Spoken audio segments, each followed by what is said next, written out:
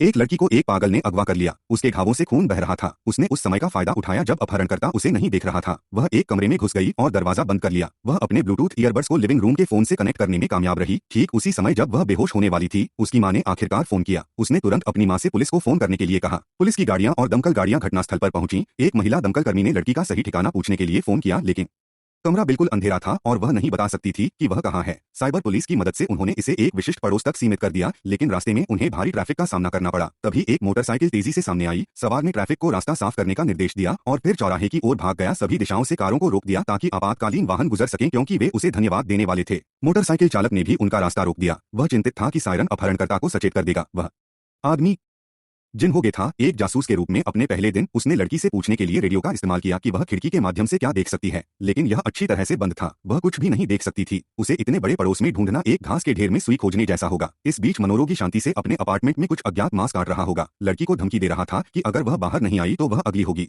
जैसे जैसे समय बीतता गया, उसका घाव बढ़ता गया। फायर फाइटर ने कहा कि उनके पास केवल 1 घंटा है, इससे पहले कि वह सदमे में चली जाए या खून की कमी से मर जाए। स्थिति गंभीर थी। ओगे ने लड़की को शांत रखा और उसने कहा कि अपहरणकर्ता का स्थान खाली था, लेकिन लिविंग रूम में एक व्हीलचेयर थी। फिर वह दर्द से रेंगते हुए बाथरूम में गई, जो कि बिल्कुल साफ था और कैबिनेट में बहुत सारे सैनिटरी पैड थे। हर किसी ने अनुमान लगाया कि यह अपहरणकर्ताओं का पहला शिकार नहीं था। उन्हें बस पड़ोस में किसी ऐसे व्यक्ति की जांच करने की जरूरत थी जिसका आपराधिक रिकॉर्ड हो, लेकिन जांच अधिकारी बुरी खबर लेकर वापस आए।